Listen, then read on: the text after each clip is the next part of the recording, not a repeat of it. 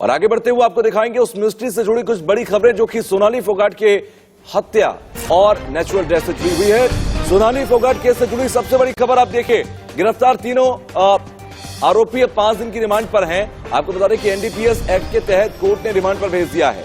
Sonali case में police अब पूछताछ करेगी। तो सोनाली फोगाट केस से जुड़ी एक बड़ी खबर मैं आपको बता दूं, जो 3 आरोपी और गिरफ्तार किए गए 5 दिन की रिमांड पर भेजे गए हैं और एनडीपीएस एक्ट के तहत कोर्ट ने रिमांड पर भेजा है। यानी कि अब ड्रग्स का जो एंगल है इस पूरे मामले में, उस पर पूछताछ होगी। 5 किरदार और कितने किरदार पर्दे के पीछे, ये सबसे बड़ा सवाल। और इसी सवाल के साथ आपको बता दें कि 5 दिन की रिमांड में कई राज खुलने जा रहे हैं, क्योंकि एनडीपीएस एक्ट के तहत सवाल होंगे। एनडीपीएस एक्ट के तहत ये पूछा जाएगा कि आखिर किसके इशारे पर और कौन इस नेक्सस का पूरा मास्टरमाइंड है, कैसे ये ड्रग्स पेडलिंग होती है। ये तो सिर्फ एक मोहरे हैं, कैसे ड्रग्स आता है, कहां से ड्रग्स आता है, कौन लेकर आता है, कौन कौन ड्रग्स लेता है। ये कई ऐसे सवाल हैं जो कि सवाल पूछे जाएंगे और ऐसे में सीधे गिरफ्तार तीनों आरोपी 5 दिन की रिमांड पर भेज दिए गए हैं। मेरे दो सहयोगी ग्राउंड से मेरे साथ जुड़े, राज वर्मा गोवा से हमारे साथ जुड़ रहे हैं और महिमा कटारी मेरे साथ हिसार से जुड़ रही हैं। राज, में पहले आपके पास आ रहा हूं। 5 दिन की रिमांड पर एनडीपीएस एक्ट के तहत भेज दिया गया। मुझे ये बताइए कि कौन से ऐसे सवाल हैं जिनके जवाब का इंतजार होगा और साथ ही साथ पुलिस भी उन सवालों का जवाब चाहेगी।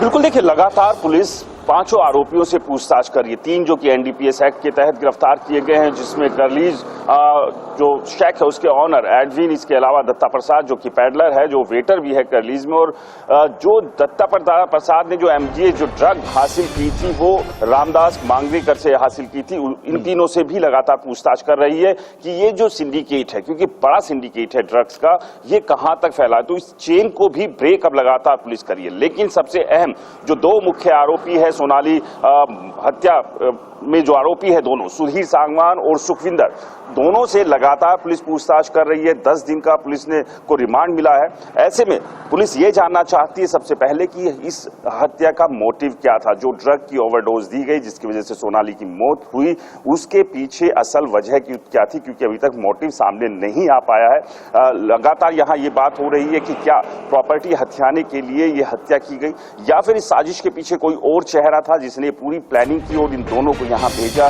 ताकि ये दिखाया जा सके कि सोनाली एक पार्टी में ड्रग्स ले ली और ड्रग्स की ओवरडोज होने से उसकी मौत होगी। तो तमाम अभी ये सवाल है जिनके जवाब आने, कई ऐसे सवाल हैं जिनके जवाब बहुत जल्दी चाहिए होंगे, क्योंकि ये मिस्ट्री जितनी जल्दी सुलझे उतना अच्छा। महिमा भी मेरे साथ हिसार से जुड़ी हुई है, मेरे सहयोगी।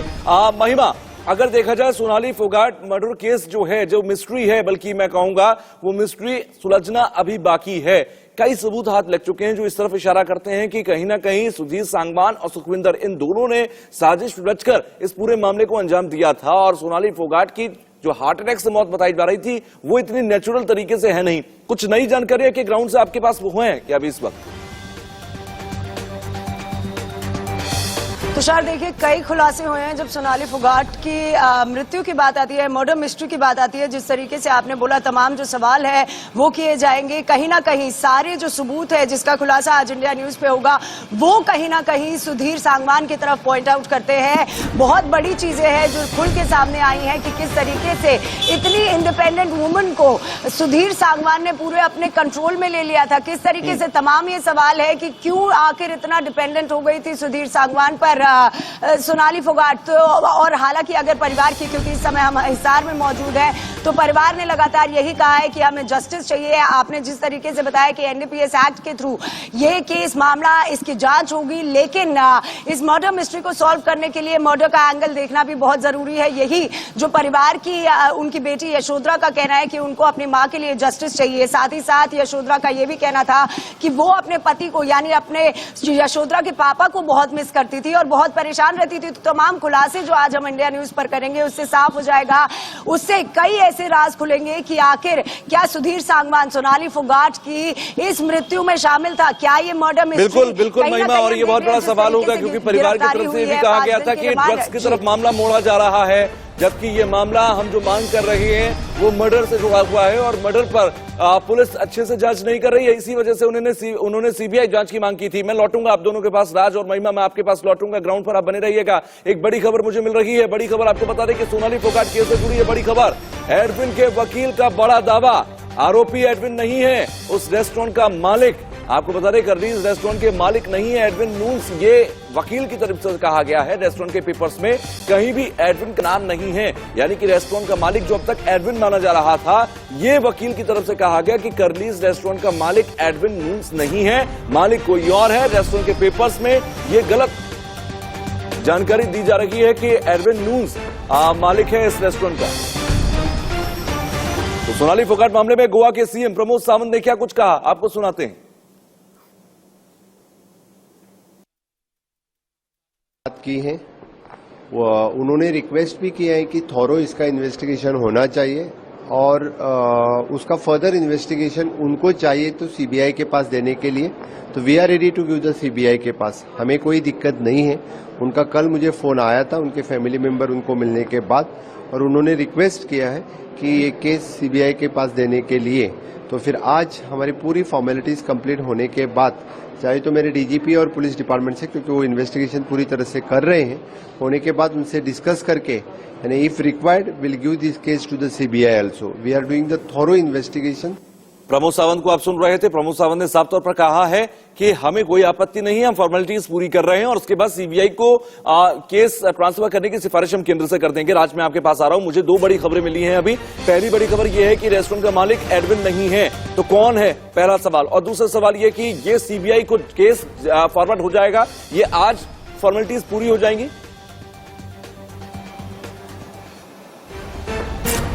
देखिए, इस बात की उम्मीद अब लगाई जा रही है क्योंकि सीएम जो हरियाणा के सीएम है मनोहर लाल ने, उन्होंने एक दिन पहले ही मुख्यमंत्री प्रमोद सावंत से बात की थी कि इस मामले को अगर वो सीबीआई को ट्रांसफर कर सकते हैं, उसकी सिफारिश वो कर सकते हैं तो वो करे, क्योंकि परिवार मिला था, वो गुहार लगा रहा है कि इस मामले की निष्पक्ष जांच हो। क्योंकि पुलिस अब देखिए जो इन्वेस्टिगेशन की है उससे अभी भी परिवार जो है वो संतुष्ट नहीं है। तो आज डीजीपी से मुलाकात होंगी मुख्यमंत्री प्रमोद सावंत की। आज जो सीएम निवास है वहां पर डीजीपी और प्रमोद सावंत जो है वो मुलाकात कर सकते हैं। सबसे पहले पूरे केस का वो अपडेट लेंगे कि अभी तक जो पुलिस की इन्वेस्टिगेशन है वो कहां तक पहुंची है और क्या कुछ है जो अभी छूट रहा है जिसे इन्वेस्टिगेट करने की जरूरत थी। और इस डिस्कशन के बाद ही ये निर्णय लिया जाएगा कि क्या ये मामला सीबीआई को ट्रांसफर कर दिया जाए, क्योंकि जो परिवार मांग कर रहा है। तो उम्मीद है कि आज डीजीपी से मुलाकात के बाद एक बड़ा निर्णय इस पर हो सकता है कि केस सीबीआई को ट्रांसफर कर दिया जाए। इसके अलावा जो कर्लीज के ऑनर जो एडविन बताए जा रहे हैं, उनके वकील ने कल कोर्ट में ये कहा था कि वो ऑनर नहीं है, पेपर में उनका कहीं कोई जिक्र नहीं है।